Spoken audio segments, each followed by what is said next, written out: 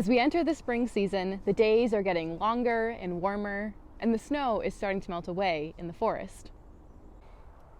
The buds on trees are ready to burst, and the earliest spring flowers are starting to peek through the snow. Early spring birds are arriving, and frogs can be heard calling from ponds that still have ice on them. Can you hear the red-winged blackbirds that have returned to this wetland?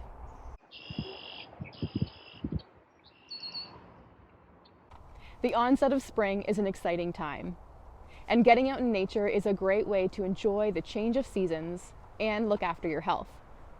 Outdoor activities in nature can help increase energy levels and vitamin D production, and there is growing evidence of the mental health benefits as well. Contact with nature can reduce stress and brain fatigue and help improve creativity, memory, decision-making, and attention span. Let's explore some of the early signs of spring and how to make the most of an outdoor visit. Eastern skunk cabbage is one of the first native herbaceous plants to emerge in the spring. It can be found in wetlands and wet areas in the woods. Skunk cabbage is often seen poking through the snow because it has an amazing ability to produce its own heat and melt through frozen ground. The flowers have a pungent smell, hence the name skunk cabbage, that help attract small insects to its pollen. Wood frogs are another early sign of spring, often beginning to call when there is still ice on the ponds they visit.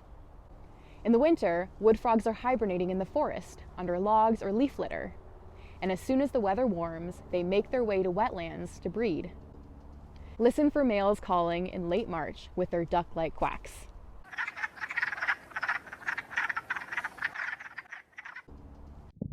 Since the forests are open and bright this time of year, it can be easier to spot signs of wildlife.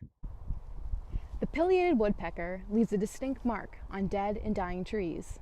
It excavates deep holes that are rectangular in shape, as it feasts on insects like carpenter ants. These holes also provide habitat for other wildlife that need cavities. Maybe you can hear the hammering or the loud drumming of courtship throughout the forest.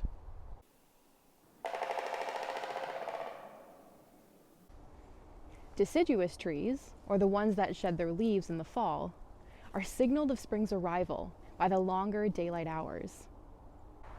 The warmer daytime temperatures and freezing nights are the ideal conditions for sap to begin flowing in the trees. Sap is mostly water, but it contains the sugars that the tree created last year. Sugar maples are commonly tapped to collect their sap because it can be boiled down into sweet maple syrup. Other tree species like red maples and even white birch can also be tapped, but the sugar maple sap contains the highest sugar content. Since sugar maples don't have their leaves this time of year, you can find the trees in the forest by looking at the bark of mature trees. The bark will be gray-brown in color with long vertical ridges that are open on one end. You can also look at the branching of the twigs. They'll be oppositely arranged. And lastly, you can look at the buds. They are pointed and covered in reddish-brown scales. TRCA offers a wide range of outdoor locations to connect with nature. Take a look at what activities are permitted at different sites, from hiking to biking, and what amenities are available, like washrooms or seasonal trail maintenance, to make sure the site works for you. Visit the TRCA website to find out what conservation parks and trails are open near you.